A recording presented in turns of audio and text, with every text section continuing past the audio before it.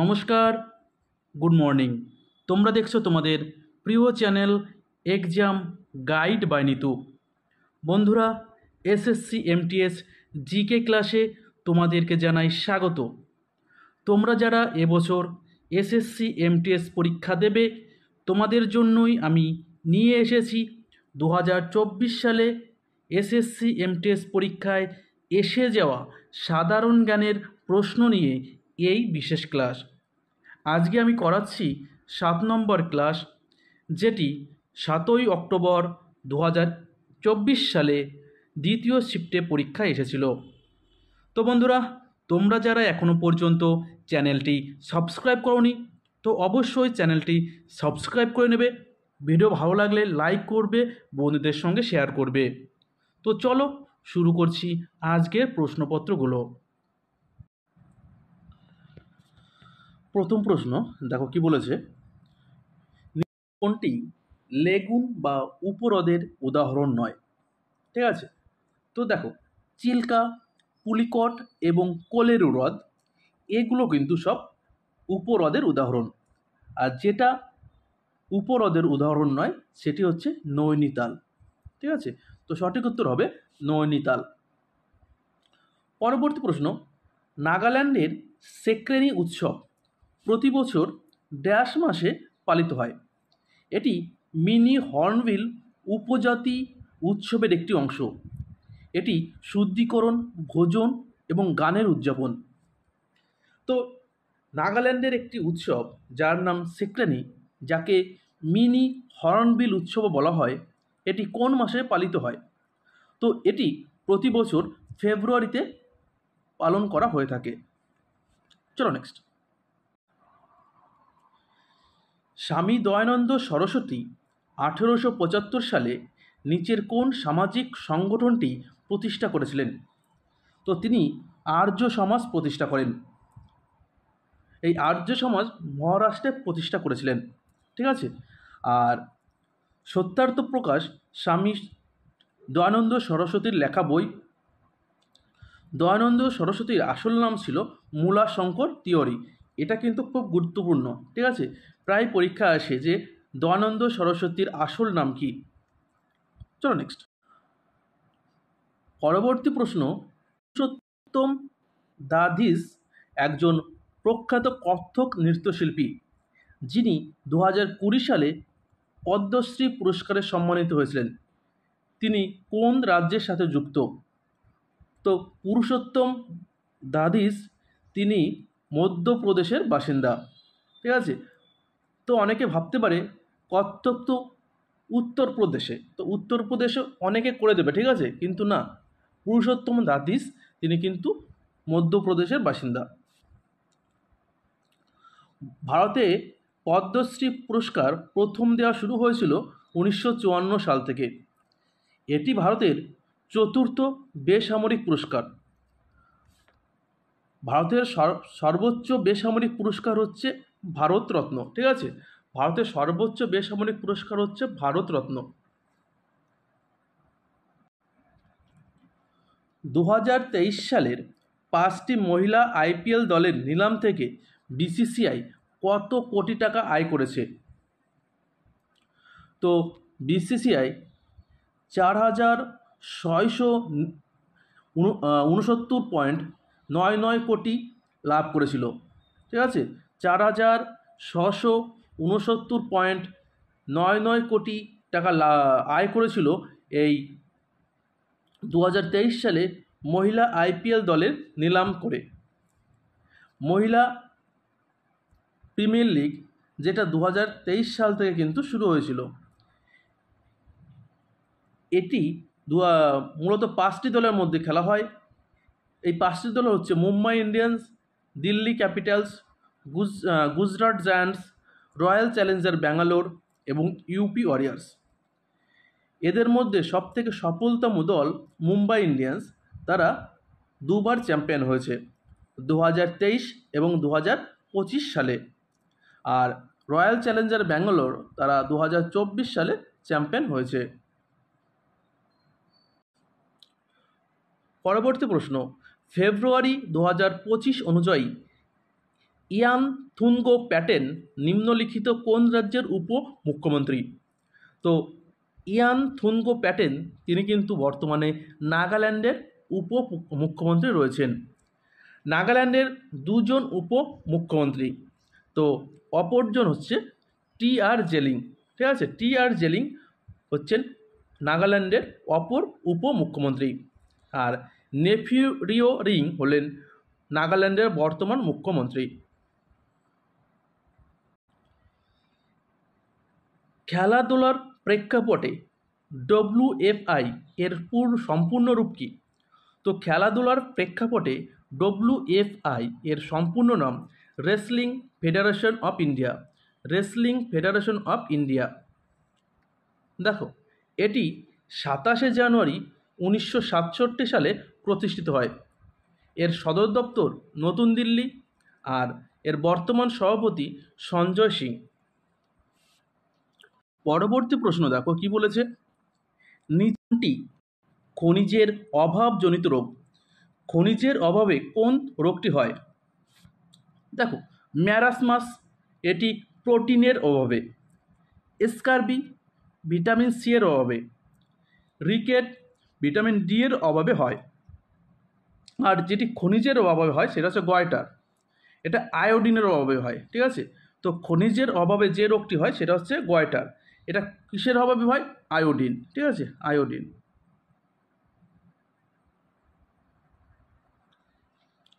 চলো নেক্সট,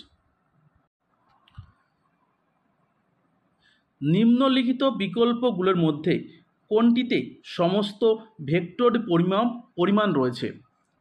তো দেখো, ভেক্টর যে সকল ভৌত রাশির মান এবং দিক উভয় রয়েছে তাদেরকে ভেক্টর রাশি বলা হয়।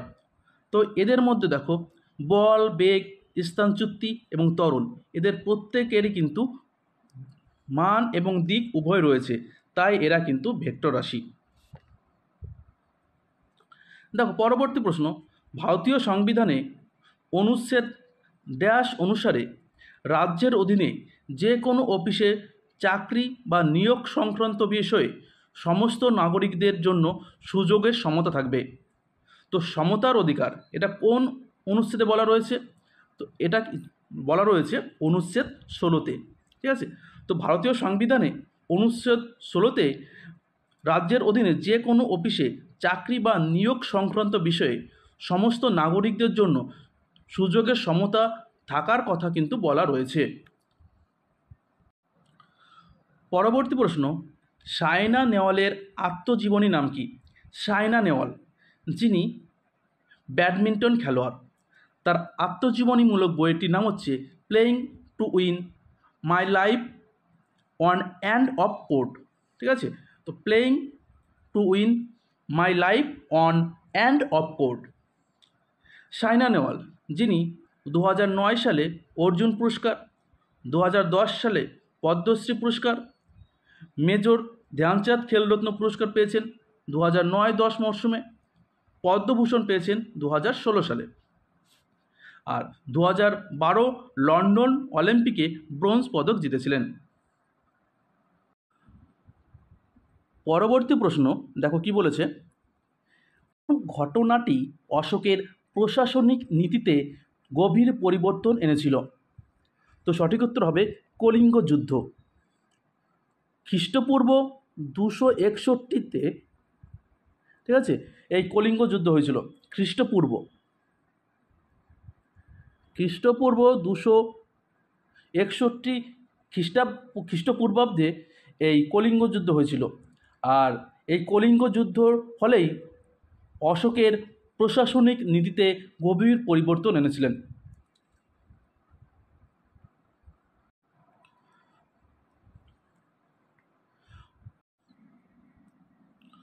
পরবর্তী প্রশ্ন দেখো, মোট দেশীয় পণ্য বা জিডিপি অনুমান করার সময় শুধুমাত্র চূড়ান্ত পণ্যের আর্থিক মূল্য বিবেচনা করা হয়, কারণ হচ্ছে দ্বিগুণ গণনার বিষয়গুলি।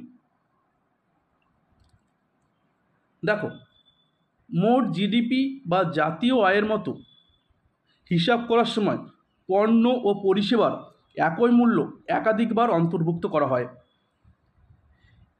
এটি তখন ঘটে যখন উৎপাদনে ব্যবহৃত মধ্যবর্তী পণ্যের মূল্য ভুল করে পণ্যের চূড়ান্ত মূল্যের সাথে যোগ করা হয়। চলো নেক্সট।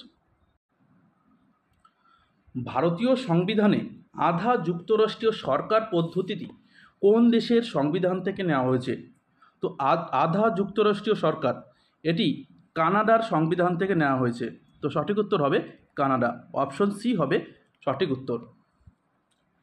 দাপ্পু নৃত্য নিচের কোন রাজ্যের একটি বিখ্যাত নৃত্যশৈলী? তো দাপ্পু নৃত্য এটি অন্ধ্রপ্রদেশের একটি বিখ্যাত নৃত্যশৈলী। তো সঠিক উত্তর হবে অন্ধ্রপ্রদেশ।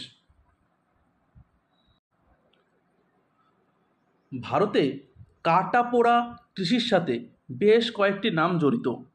নিম্নলিখিতগুলির মধ্যে কোনটি উড়িষ্যার সাথে সম্পর্কিত নয়?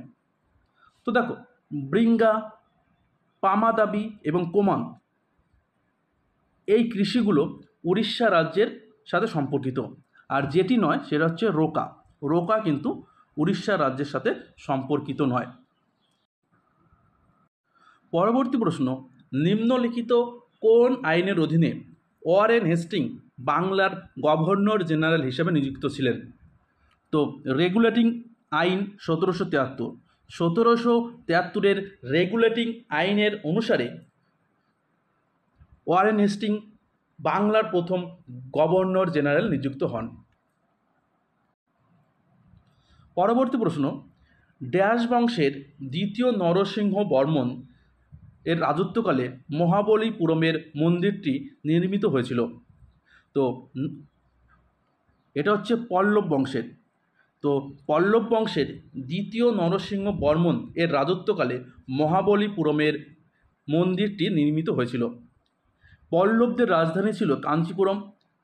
এই পল্লব রাজবংশের প্রতিষ্ঠাতা ছিলেন সিংহবিষ্ণু এবং সর্বশ্রেষ্ঠ রাজা ছিল প্রথম নরসিংহ বর্মন।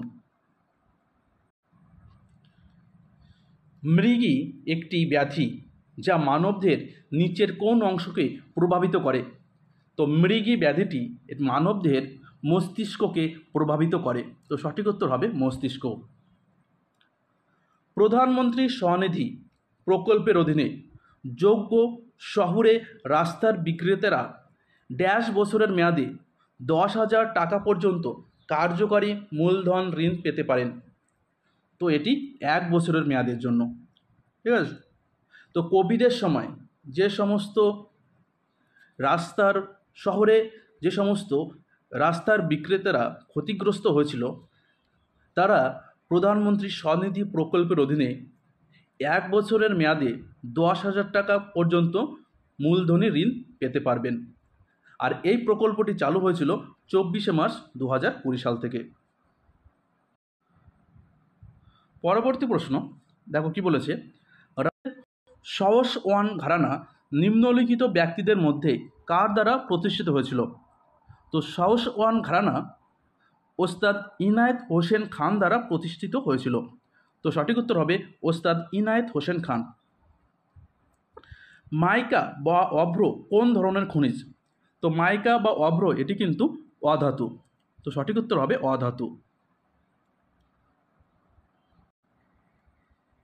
2023 সালের এপ্রিলে প্রকাশিত তার 279তম প্রতিবেদন ভারতের আইন কমিশন কোন আইনের বিধান বজায় রাখার সুপারিশ করেছে?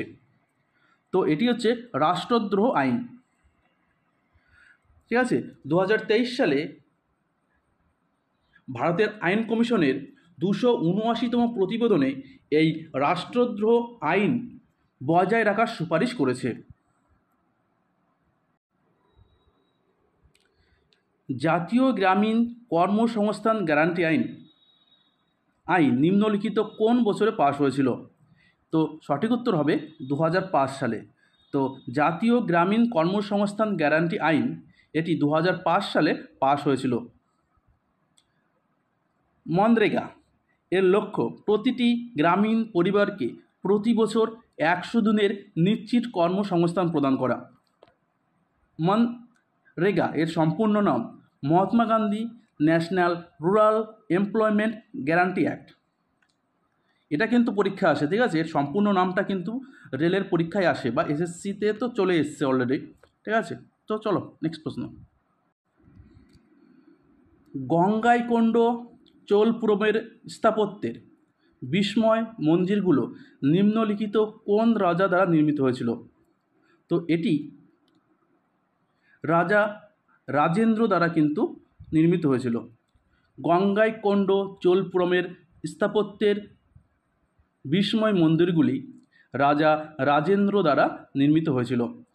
আর মন্দিরটি শিবের উদ্দেশ্যে নিবেদিত একটি হিন্দু মন্দির। তো বন্ধুরা, ভিডিওটা এই পর্যন্তই। ভিডিওটা ভালো লাগলে লাইক করবে, বন্ধুদের সঙ্গে শেয়ার করবে। তো আবার দেখা হচ্ছে আগামীকাল। ততক্ষণ ভালো থাকবে, সুস্থ থাকবে। ধন্যবাদ।